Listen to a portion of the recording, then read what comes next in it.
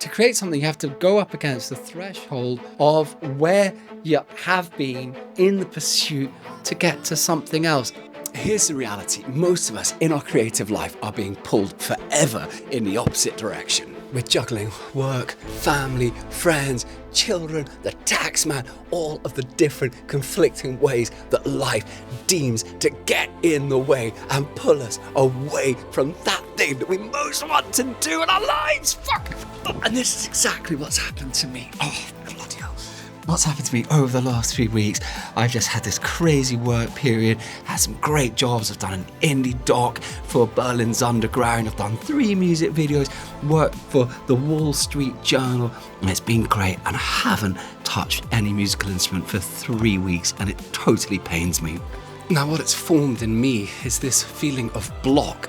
Not only have I had all this time away from what I most love and most want to do in my life, but also I feel this block. I'm sitting down here and I don't know where to start. So today, in today's video, I'm just going to be trying today, and with a bit of time that I have, to get back into my vibe, to get to a song. We must compress the gap and get back into it and have the courage to go again. So let's go. If it's just getting back to the start, you know, you gotta start again. I remember years ago just writing in my diaries, how many rebirths can we endure? But you have to endure the rebirth to get back to it.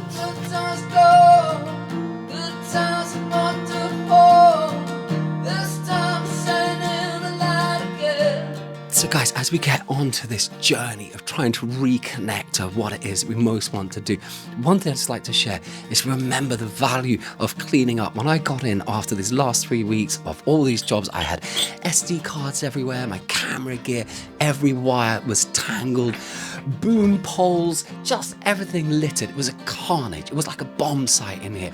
And sometimes the simplest thing of actually tidying your space is just the most renewing and rewarding and welcoming of that creative spark, that fire that we all want to reconnect with. Okay, so how am I breaking my day down today?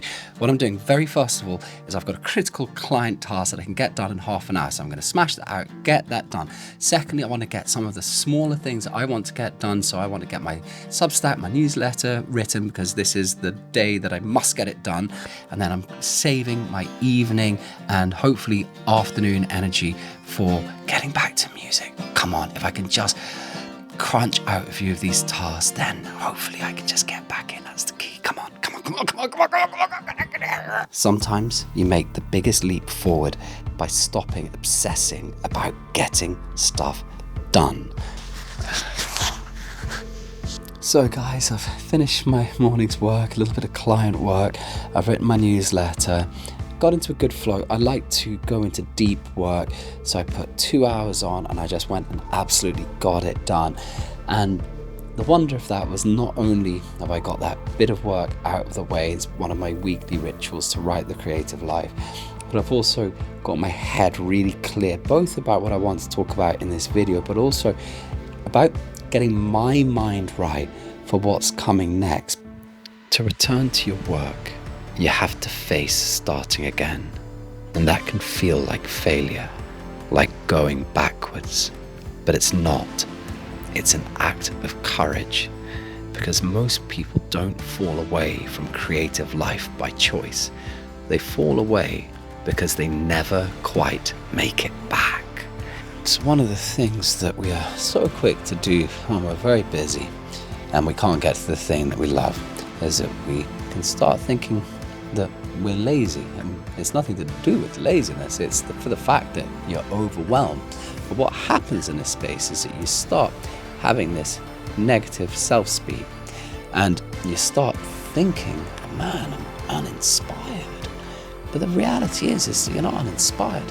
You're exhausted. So you have to reframe the voices that are coming out of your head in a much more gentle way. I take a break because I recognize that I'm exhausted and that I need to relax. And I had this realization many years ago that if I manage my energy, not my time, that keeps me in the long run.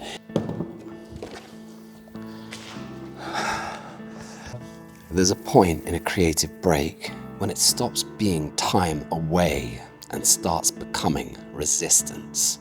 3 weeks without picking up my guitar now. And the longer it goes, the harder it gets. Because now, I'm not just out of rhythm, I'm behind where I was. And the voice kicks in.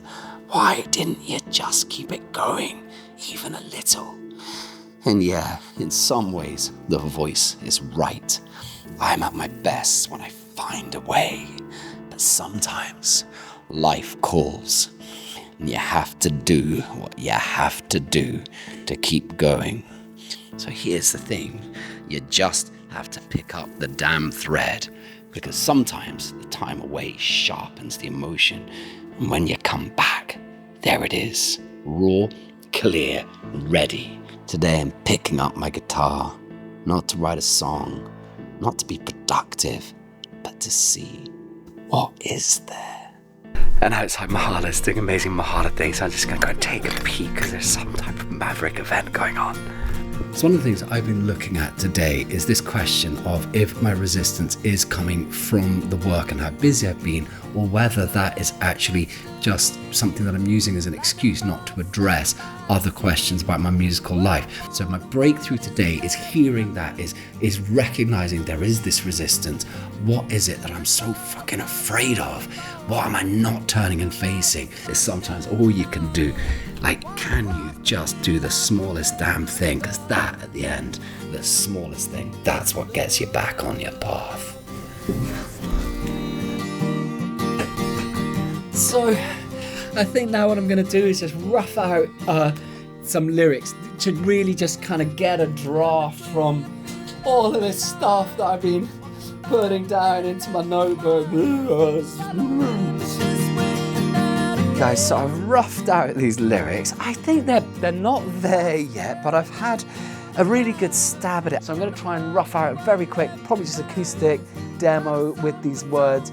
If the words hurt your ears, then I'm very sorry. If the voice hurts your ears, very sorry, but sometimes you've got to do what you need to do. And this is my process, spilling it out into the world.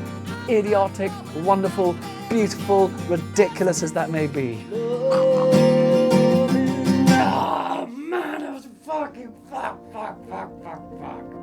So I know we all want to have the victory cigar and we want everything to work out and for everything to feel worthwhile, but I think we have to remember that the process is what keeps us alive. That's what keeps us in the game of life. And when you're pulled away from something, the question is always, how do you get back? Because it's only by not getting back that the dream starts dissolving, that you start etherizing, that thing that you pictured in your mind that you're battling for starts atomizing out into the starry sky. And it's sometimes getting back. That's the thing. You find a way to get back. You keep the dream alive. And I think the lovely thing about YouTube is you put something out and you have that exchange and that community. I'm so grateful for you guys for being that for me during this process. Keep in there, man.